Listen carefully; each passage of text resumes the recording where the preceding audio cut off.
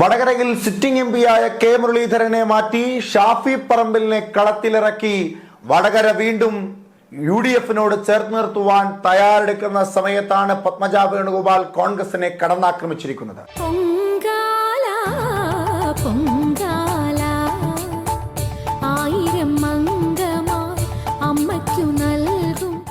ഞാൻ ഇന്ന് വരുമ്പോൾ എനിക്ക് വളരെ സന്തോഷം തോന്നിയൊരു കാര്യം, കോൺഗ്രസ് പാർട്ടിയിൽ ഇരുന്നപ്പോൾ ഞാൻ കണ്ടത് മുഴുവൻ വാർദ്ധക്യം പിടിച്ച യൂത്ത് കോൺഗ്രസ്സുകാരെയാണ്.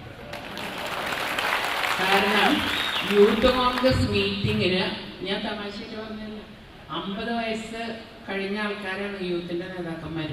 ഒന്നാമത് ഇരുന്ന സ്ഥലത്ത് പിന്നെ മാറ്റാൻ വലിയ ബുദ്ധിമുട്ടാണ്, പിന്നെ അങ്ങനെ നീണ്ടെങ്ങനെ പോകും.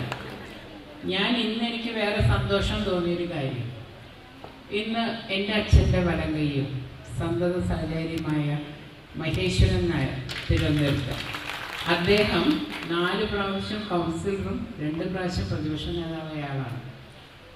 അപ്പം ഞാൻ നിങ്ങളോട് പറഞ്ഞു, കെ കരുണാകരൻ്റെ മക്കളെയും അനുയായികളെയും ഒരിക്കലും കോൺഗ്രസ് വെച്ച് പൊറപ്പിക്കില്ല പാർട്ടി. ഞാൻ പറഞ്ഞാൽ എന്തെങ്കിലും തെറ്റുണ്ടോ? ഈ പോയ പത്മിനി തോമസും തമ്പാനൂർ സതീഷ് ഇവരെല്ലാം, ഈ മഹേശ്വരൻ നായർ, ഇവരെല്ലാം അച്ഛൻ്റെ സ്വന്തം ആൾക്കാരാണ്. പക്ഷെ എൻ്റെ പിതാവ് മരിച്ചപ്പോൾ ഇവരാരും വൈകിയില്ല. ഏറ്റവും കഴിവുള്ള നേതാക്കൾ ഇവർ പോകുമ്പോഴേ അതിൻ്റെ വില അറിയുള്ളൂ. അവർക്ക് അടിത്തട്ടിൽ തൊട്ട് പ്രവർത്തിക്കാൻ അറിയാം. അതുകൊണ്ട് തന്നെ അദ്ദേഹം ഇന്ന് വന്നു എന്ന് കണ്ടപ്പോൾ എനിക്ക് അറിയായിരുന്നു, ഞാൻ പിന്നെ ആരോടും പറഞ്ഞില്ല എന്നത്ര.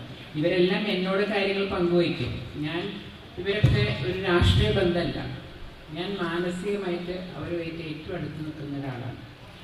ഇനി വരാൻ പറ്റാ, ഇനി വന്നുകൊണ്ടിരിക്കും. പക്ഷെ അത് നിർത്താൻ വേണ്ടിയിട്ട് ഇപ്പം ഓരോ ചാനലുകൾ UDF-ന് 17, LDF-ന് 3, അതായത് BJP-ക്ക് ഒന്നുമില്ല, ഇനി അവിടെ പോയിട്ട് കാര്യമില്ല എന്ന് പറയാനാണ്. ഇതൊന്നും വിശ്വസിക്കണം. കാരണം കഴിഞ്ഞ 3 കൊല്ലം കൊണ്ട് വളരെയധികം സംഭവഗതികൾ മാറിയിട്ടുണ്ട്. ഞാൻ പറയുന്നു, തൃശ്ശൂർ ജീവിക്കുന്ന ഞാൻ പറയുന്നു, ഇപ്രാവശ്യം എനിക്കറിയുന്ന തൃശ്ശൂർ താമര വിരിയും. NDA തീർച്ചയായിട്ടും അവിടെ ഭരണത്തിൽ വരും. നമുക്കറിയാം ഈ ദിവസങ്ങളിൽ, ഇപ്പോൾ ഞാനിവിടെ വന്നപ്പോഴാണ്, ഇവിടുത്തെ MP എൻ്റെ സഹോദരനായിരുന്നു. അതുകൊണ്ട് എനിക്ക് ഒന്നും പറയാം. ഞാനിവിടെ വരാൻ തന്നെ കാരണം എന്താണെന്ന് വെച്ചാൽ, ഞാൻ 5 കൊല്ലം മുമ്പ് ഒരു തെറ്റ് ചെയ്തു.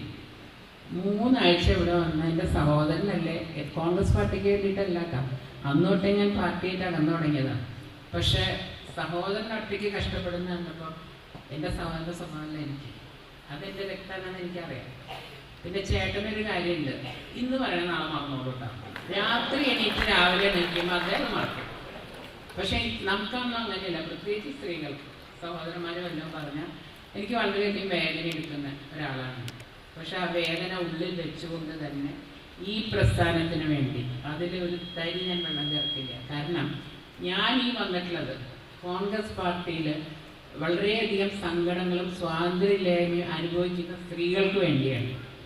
അവർക്ക് വേണ്ടിയിട്ടാണ് ഞാൻ ഇതിലേക്ക് വന്നത്. എൻ്റെ പിന്നാലെ പണ്ട് പറഞ്ഞ മാതിരി എൻ്റെ പിന്നാലെ വരുവേ, നിങ്ങളെ ഞാൻ രക്ഷിക്കാൻ തന്നെ, നിങ്ങൾ പിന്നാലെ വരും, മോദി നിങ്ങളെ കൈകെട്ടും. കാരണം ഞാൻ ഇവിടെ വന്ന് കണ്ടതിൽ എനിക്ക് ഏറ്റവും ഇഷ്ടപ്പെട്ടൊരു കാര്യം, സ്ത്രീകൾക്ക് കൊടുക്കുന്ന ഒരു ബഹുമാനം. നമ്മുടെ അവിടെയൊക്കെ ഒരു മീറ്റിംഗ് ഉണ്ടായാലും ഇങ്ങനെ 2 റോല് പെണ്ണുങ്ങളുണ്ടാവും, ബാക്കി എല്ലാം ആണുങ്ങളാണ്. പിന്നെ പെണ്ണുങ്ങളെ പറ്റി പറയുമ്പോഴാണ് 10 ആണെന്നുണ്ട്, ആയാലും ആ പെണ്ണുങ്ങൾ കൊടുക്കും. ഞാൻ കേട്ടുകൊണ്ടിരിക്കണതല്ല. അപ്പോൾ സ്ത്രീകൾക്ക് ബഹുമാനം കൊടുക്കാത്ത സ്ഥലത്ത് ആ പാർട്ടി വളരില്ല. ഈ പാർട്ടി എന്തുകൊണ്ട് വളരണം? നമുക്ക് ഒറ്റ ദിവസം കൊണ്ട് അത്ഭുതങ്ങൾ ഉണ്ടാക്കാൻ പറ്റുമെന്ന് ഞാൻ പറയുന്നില്ല.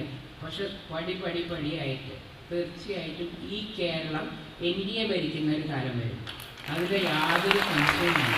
കാരണം ജനങ്ങൾക്ക് ഉപകാരം ചെയ്യുന്ന ഒരു പാർട്ടിയാണ് ആൾക്കാർക്ക് ഇഷ്ടം. അല്ലാതെ ഈ പറഞ്ഞ മാതിരി എന്താ പറയുക, എല്ലാവരും ഇനിയിപ്പോൾ 17 കൂടി കേട്ടോ വിട്ട് ആരും നിലത്തില്ല. പിന്നെ പണിയെടുക്കണ്ടല്ലോ. പിന്നെ ഇനി എന്തെങ്കിലും അവർക്ക് കിട്ടിയാൽ തന്നെ അവരെ ഗുണം കൊണ്ടല്ല, മാർക്സിസ്റ്റ് പാർട്ടിയുടെ കയ്യിലിരിക്കൊണ്ടാണ് അവർക്ക് വല്ലതും കിട്ടുന്നത്. അപ്പോൾ ആ പണി കൊടുക്കണ്ടല്ലോ, സുഖം.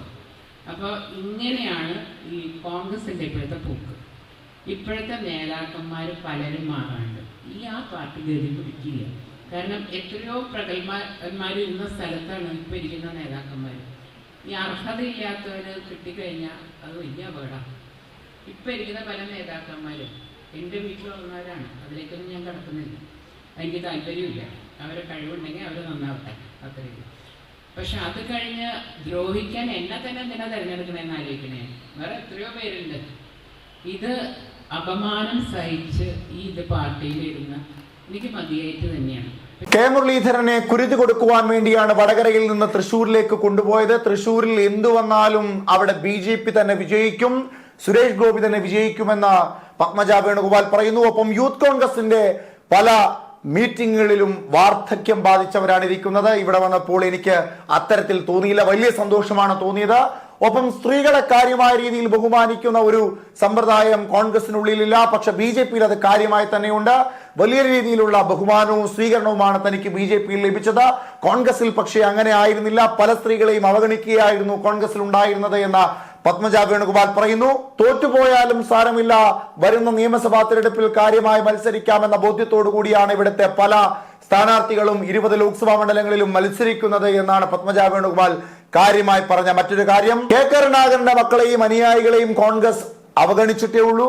അതുകൊണ്ടാണ് തന്റെ അച്ഛന്റെ വലം കൈയായ ഒരു നേതാവ് കൂടി കഴിഞ്ഞ ദിവസം കോൺഗ്രസ് വിട്ട് BJPയിലേക്ക് വന്നത് എന്ന് പത്മജ വേണുഗോപാൽ പറയുന്നു. എന്തായാലും പത്മജ വേണുഗോപാലിന്റെ ഈ ആരോപണങ്ങൾ കാര്യമായ രീതിയിൽ ചർച്ചയാക്കുവാൻ തന്നെയാണ് BJPയും തീരുമാനിച്ചിട്ടുള്ളത്.